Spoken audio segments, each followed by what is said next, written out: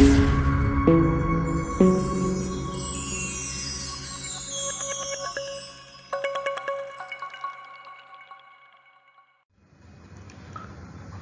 sehat dan merdeka. Hari ini kita akan membahas penilaian pupil pada bayi. Pupil merupakan salah satu komponen penilaian penting pada bayi.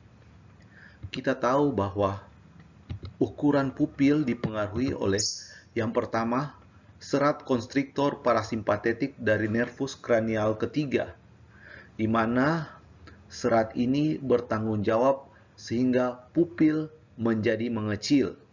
Yang kedua, serat dilatator simpatetik dari ganglion cervical superior dan adanya epinefrin sistemik dari medula adrenal yang bertanggung jawab sehingga pupil akan membesar. Koneksi aferen dari jalur optik yang umumnya biasanya berperan pada ukuran pupil, pada bayi sayangnya jarang berpengaruh terhadap abnormalitas daripada ukuran pupil. Pemeriksaan pupil pada bayi meliputi dua. Yang pertama adalah melihat ukuran daripada pupil. Yang kedua adalah melihat refleks cahaya daripada pupil itu sendiri. Ukuran normal pupil bayi adalah 3,8 plus minus 0,8 mm, di mana tidak akan ditemukan perbedaan ukuran antara pupil kiri dan pupil kanan. Ukuran pupil yang abnormal pada bayi dibagi atas 4 bagian. Yang pertama, pupil membesar bilateral. Yang kedua, pupil mengecil bilateral. Yang ketiga, pupil mengecil unilateral.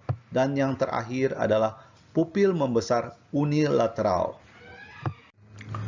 Ukuran pupil yang membesar bilateral dapat kita temukan pada yang pertama, bayi dengan perinatal asfiksia yang tidak terdampak serius, di mana kita dapat lakukan pada jam pertama pemeriksaan kita temukan ukuran pupil membesar bilateral.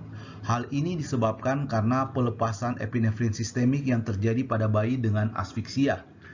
Pada keadaan ini, refleks cahaya akan positif dan pupil akan bereaksi terhadap cahaya yang kita berikan.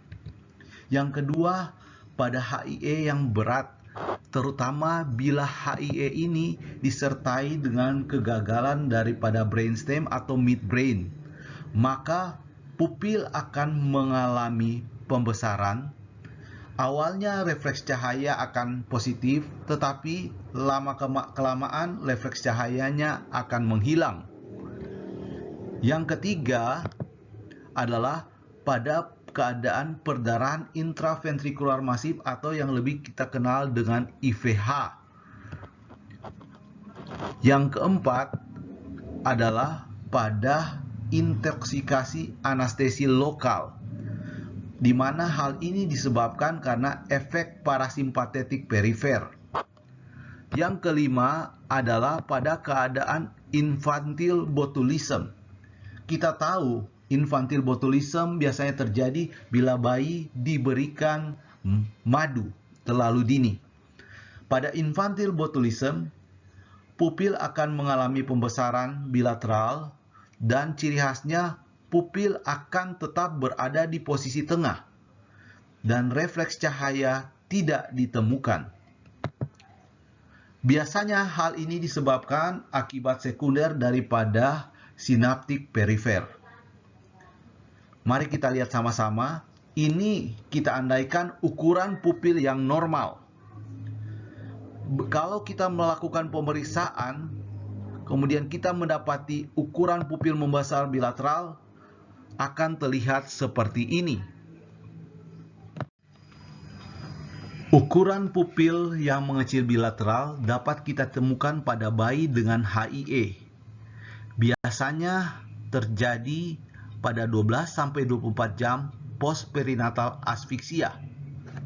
Pada bayi dengan HIE ini, biasanya refleks cahayanya akan positif, walau memang agak susah untuk dideteksi. Umumnya, perubahan pada ukuran pupil akan ditandai dengan tanda sugestif yang lain dari pelepasan parasimpatetik, seperti yang pertama, adanya sekresi respirasi yang meningkat, jadi bayi akan disertai banyaknya lendir. Yang kedua, motilitas gastrointestinal yang meningkat. Bayi biasanya akan disertai dengan muntah. Serta yang ketiga, heart rate bayi yang menurun. Mari kita lihat sama-sama, ini adalah ukuran normal pupil. Kalau kita memeriksa, kemudian kita dapati ukuran pupil yang mengecil bilateral, maka kita harus curiga jangan-jangan ini bagian daripada HIE. Ukuran pupil yang mengecil unilateral dapat kita temukan paling sering pada sindrom Horner. Yang kedua, pada bayi dengan cedera plexus brachialis. Hal ini disebabkan karena keterlibatan daripada akar cervical 8 dan akar daripada tolakik pertama yang menuju ke ganglion simpatetik cervical. Untuk ukuran pupil yang mengecil unilateral dapat kita lihat sebagai berikut. Bisa yang mengecilnya di sebelah kiri, bisa yang mengecilnya di sebelah kanan. Ukuran pupil yang membesar unilateral biasanya pada bayi dapat kita temukan paling sering pada keadaan subdural hematom tipe konveks, di mana kita akan dapati bahwa refleks cahaya tidak akan kita temukan. Yang kedua adalah pada SOL unilateral. Yang ketiga, pada keadaan meningitis bakterial neonatal. Hal ini terjadi sekunder akibat daripada herniasi dari uncus transtentorial. Yang keempat adalah pada keadaan palsi nervus 3 kongenital, di mana kelainan ini biasanya disertai dengan kelemahan pergerakan pada mata ke arah medial, superior, inferior, dan adanya ptosis. Yang kelima adalah pada keadaan HIE. Untuk palsi nervus 3 kongenital dan HIE, refleks cahayanya bisa ditemukan dan bisa tidak.